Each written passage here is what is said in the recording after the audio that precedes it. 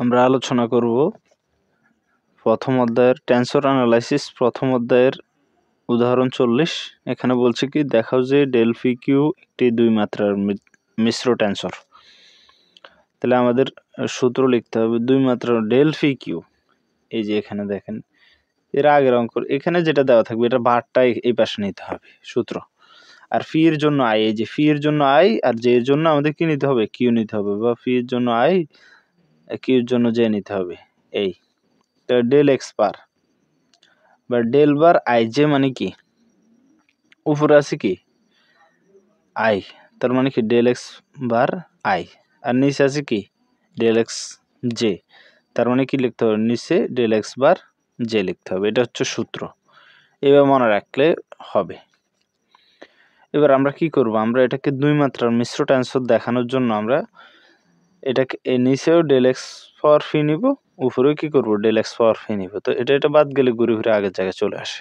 আচ্ছা, এবার আবার কি করব, এটা যে আছে সে হবে, এটা যে আছে সে হবে। এবার ডেল এক্স পাওয়ার ফি, এটা নিচে আমরা কি লিখব, ডেল এক্স পাওয়ার কিউ। আবার উপরে আবার কি করে দিব, ডেল এক্স পাওয়ার কিউ দ্বারা গুণ করে দিব। দেখেন ডেল এক্স পাওয়ার কিউ, ডেল এক্স পাওয়ার কিউ বাদ, আর থাকবে কি এই যে ডেল এক্স বার জে, এটার সাথে এটা চলে আসবে।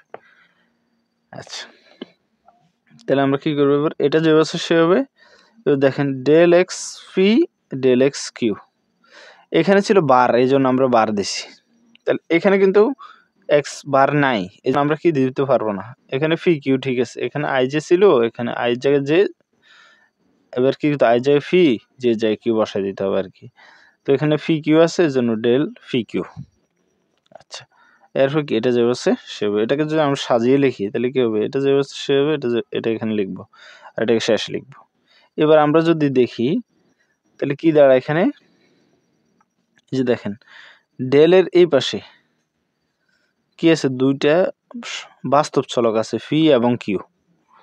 ফি এবং কিউ হচ্ছে কি বাস্তব চলক। তাহলে কি বলতে পারি আমরা, যতটা আমরা জানি, তো এইখানে যতটা বাস্তব চলক থাকবে তার মাত্রা তত। তার মানে আমরা বলতে পারি যেহেতু ফি কিউ টেন্সর রূপান্তর নিয়ম সিদ্ধ করে।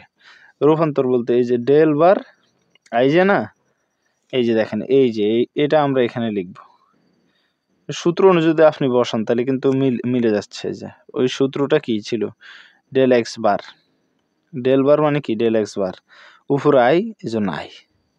আয়ের জন্য নিচে কি লিখতে হবে সূত্র, এই যে দেখেন আয়ের জন্য ফি, এই যে আয়ের জন্য ফি, এই জন্য ডেল এক্স পাওয়ার ফি।